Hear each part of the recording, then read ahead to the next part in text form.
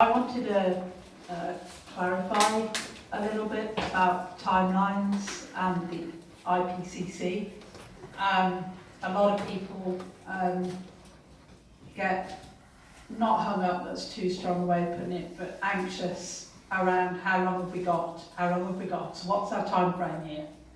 And because this is an unprecedented situation, it's very, very difficult to work that out. I spend about 2 hours a day currently on climate science. I have a lot of conversations with some leading climate scientists, and even they say it's very difficult to predict our timeline. However, regarding the IPCC, they can only publish things which has 100% consensus. And this means, by default, that their reports are extremely overcautious. And what's happening is their reports came out in last October, saying this 12-year mark has been picked up by the media. We do not have 12 years to save the planet. That's mistreating the document a little bit. It's misunderstanding what's actually been written. Their suggestion was that we had 12 years to have completed the entire turnaround and to be back to our 350 parts per million concentrations of CO2. There have been reports since which have proved that this was a gross underestimation. So they're actually now giving us 18 months. So that's the urgency. And on the point of the fact of the war and how quickly things turned around, the reason things turned around so quickly was because it was treated as an emergency. So, that is the situation we're in now. So this mobilisation has to happen. The eco-fascism is also already happening. That's what the drowning in the Med. We're watching people drowning in the Mediterranean, desperately trying to find safety. Trump's wall, he knows that there are people going to be, it's being wrapped up in all kinds of things, but fundamentally it's a solid barrier to stop people finding safety. And we all, it's a moral duty to keep protesting and speaking out about it. The nice people made the best Nazis.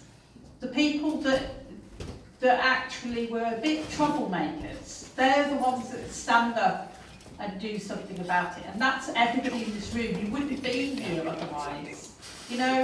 So if you want to know how you'll be when the shit hits the fan, it's how you are now. You're already doing it.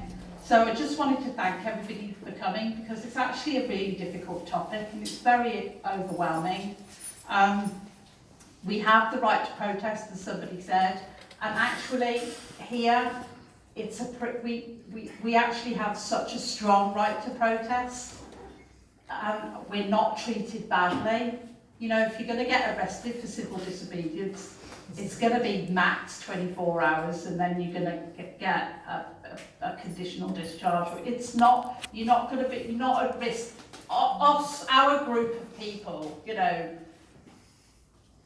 white, fairly middle class, generally speaking, we're not going to be mistreated by the police. It's a privilege, and we need to use that privilege for the people that don't have it.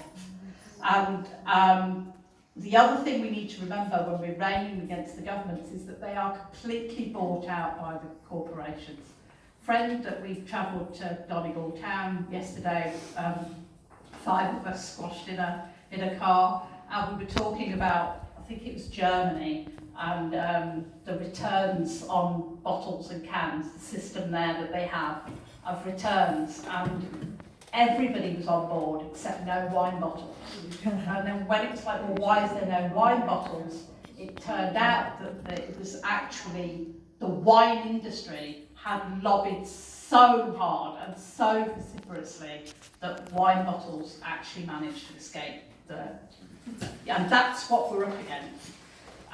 So lastly, we've talked about the 20th September. There's actually going to be a Rebellion Week 2. So far Dublin definitely, possibly Belfast, it hasn't quite been decided yet, but definitely Rebellion Week in October, October the 7th, for a week. Bring your tent, book the week off work, come make a big noise, join the party. Like, Rebellion can actually be a lot of fun. And remember to sign up if you want to, join us. Thank you.